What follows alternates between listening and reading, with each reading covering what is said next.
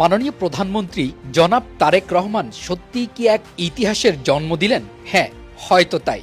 একজন প্রধানমন্ত্রী কোথাও ভিজিটে আসবেন আর সেখানে জনসাধারণের গাড়ি চলতে থাকবে, এমন দৃশ্য এই দেশে আর কবে কখন কোথায় দেখা গিয়েছে সেই ইতিহাস আমার জানা নেই। তবে আজ যেই চিত্র দেখা গিয়েছে, এমন চিত্র যেন এদেশের জন্য নতুন এক ইতিহাসই জন্ম দিল। তারেক, গত পরশুদিন আমাদের সদর থানায় আমরা জনাব হিরো আলমের বিরুদ্ধে একটি ওয়ারেন্ট আমরা পাই, যেটি হচ্ছে আমাদের নারী শিশু ট্রাইব্যুনাল 1 বগুড়া থেকে একটি ওয়ারেন্ট আমাদের সদর থানায় আসে।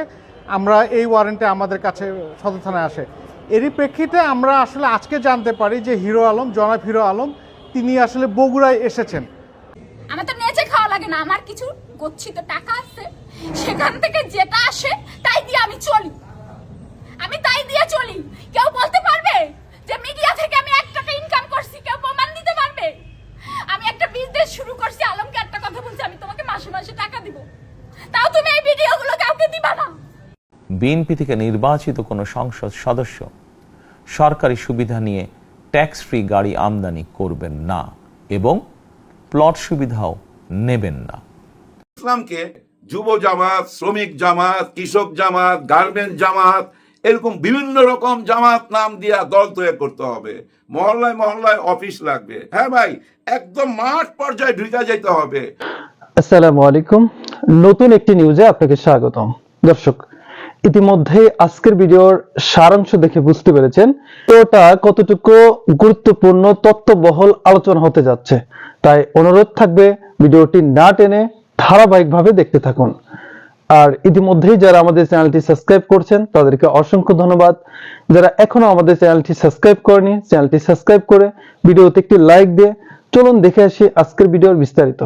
দেখায় কিনা মানুষকে, এটা খেয়াল রাখতে হবে। যখনই ভাই ভয় দেখাবে প্রথম দিনই প্রতিবাদ করতে হবে। হ্যাঁ, প্রথম দিনই প্রতিবাদ করতে হবে। কোনো বড় অন্যায় যদি হয় কোথাও, ওইটা প্রথম দিনই প্রতিবাদ করতে হবে। কোথাও যদি দেখেন টাকা পয়সা ব্যাংকের থেকে মাইরা দিছে, ওইটা প্রথম দিনই প্রতিবাদ করতে হবে। দেখেন বর্তমান সরকারের সবাই বিদায় নিছে অলরেডি। বিদায় নেওয়ার পর এখন শুনতেছি অমুকে 500 কোটি, অমুকে 1,500 কোটি, অমুক অমুক টাকা সরায় ফেলাইছে, শুধু মুখে মুখে। এর মধ্যে দেখলাম ওই যে ফেস দ্য পিপুল আছে না, সাগর সাহেব, ওই সাগর সাহেব অভিযোগ করতেছে ওনার কাছে 200 কোটি টাকা ঘুষ চাইছে। কে? ওই যে মাহফুজ আলম। সাক্ষী মানছে কারে? ওই সার্জিসকে নিয়ে নাকি উনি গেছিল। কিন্তু সাগর সাহেব এতদিন বলেন নাই কেন? আপনি এতদিন চুপচাপ ছিলেন কেন? আর আপনি ওনার কাছে কেন টিভি চ্যানেলের জন্য যাবেন? কারণ কি? 200 কোটি টাকা ঘুষ চাইছে, লগে লগে বললেন না কেন? এখন বলতেছেন কেন? এখন সেটা কি ঘুষ চাইছে নাকি আপনাকে বলছে যে একটা চ্যানেল করতে 200 কোটি টাকা লাগে, সেই টাকা কি আপনার কাছে আছে? এরকম প্রশ্ন করতে তো পারে, তাই না ভাই? দেখেন এরকম হাজার হাজার কোটি টাকা নিয়ে চলে যাইতেছে, সবাই বলতেছে, কিন্তু দুদক মুখ খুলতেছে না। পত্র পত্রিকার যে সাংবাদিকরা আছেন, আপনারা কি করতেছেন? আপনারা কেন ঘাড়ে চাইবা ধরতেছেন না? ভাইগা গেলে তারপরে বলবেন।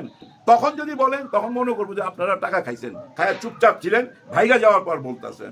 যা কিছু খোলাসা করার এখন করবেন। নাকি কারো ভয় করতেছেন না? কে ভয় দেখাইতেছে? প্রকাশ করেন। কে আপনাদেরকে আটকায় রাখছে? হাজার হাজার কোটি টাকা নিয়ে চলে যাইতেছে। যদি প্রমাণ না করেন তাহলে আমরা বুঝাই নিমু যে আপনাদেরও মুখ খুলতে দিতেছে না, আপনাদেরও কিনা ফেলাইছে, যার জন্য প্রমাণ দিতেছেন না।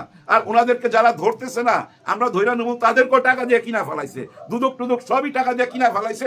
অথবা বর্তমান সরকার বলছে এই না, ওরাই তো আমাদের ক্ষমতা আনছে, ওদেরকে কিছু করা যাবে না। সত্যটা তুইলা ধরেন। সত্যটা তুইলা না ধরলে হাজার রকম প্রশ্ন সামনে চলে আসবে। এই জেনারেশন ভয় পায় না তো ভাই, মুখ খুলতে ভয় পাবে না। ভয় কি জিনিস? ছোট্ট একটা গল্প বইলা ভিডিওটা শেষ করতেছি। এক যুবক গাছের নিচে শুয়ে গেছে, ক্লান্ত ছিল, ঘুমায় গেছে। পাশে কিন্তু 2টা গর্ত ছিল, একটা গর্ত হলো সাপের আর একটা গর্ত ইঁদুরের।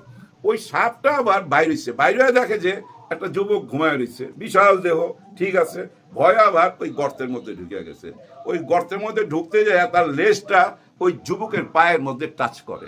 ঠান্ডা শরীর সাপের, হঠাৎ করে যুবকের ঘুম ভাঙে। এর মধ্যে দেখেন ওই সাপ কিন্তু ঢুকে গেছে, পাশের গর্ত থেকে ইঁদুর বাইর হইছে। ওই যুবক দেখে যে একটা ইঁদুর, ও মনে করছে যে এই ইঁদুর তার উপর দিয়ে গেছে, খুব রাগ হয়েছে, ছোট্ট একটা ঢিল নিয়ে ইঁদুরের দিকে মারছে, ইঁদুর গর্তের মধ্যে ঢুকে গেছে। ওই যুবক আবার ঘুমায় গেল। এখন দেখেন ওই গর্তের মধ্যে ইঁদুর ভাবতেছে আরে বেটা আমি কোনো দোষ করলাম না, কিছু করলাম না, অযথা আমার ঢিল মারলি, দাঁড়া এখন তোরা আমি দেখাইতেছি। ও আবার বাইরেছে। ওই ইঁদুরের ইচ্ছা কি? তারা একটা কামড় দিবে, কারণ সে তারে ঢিল মারছে, দিছে পায়ের মধ্যে কামড় দিয়েই দিছে দৌড়, এর ঘুম ভাঙছে। ঠিক ওই টাইমে আবার ওই সাপটা বাইরেছে, আর এর ঘুম ভাঙার পর ও দেখতেছে কামড় দিছে পায়ের মধ্যে, হ্যাঁ তাকে দেখে যে ওই সাপ, হায় হায়, ভয়ে অজ্ঞান হয়ে পড়া গেছে। এখন প্রশ্ন হলো, ও কেন অজ্ঞান হয়ে পড়া গেল? ওরে তো সাপে কামড় দেয় নাই, ওরে কামড় দিছিল কে? ইঁদুর। কিন্তু তখন তো সে অজ্ঞান হয়ে পড়া যায় নাই। ইঁদুর কামড় দিয়ে চলে যাওয়ার পর হঠাৎ করে সাপ বাইরেছে, ও সাপকে দেখছে, সাপকে দেখে মনে করতেছে ওই সাপ তারে কামড় দিছে, ওই ভয় থেকেই অজ্ঞান হয়ে গেছে। এই থেকে কি বোঝা গেল?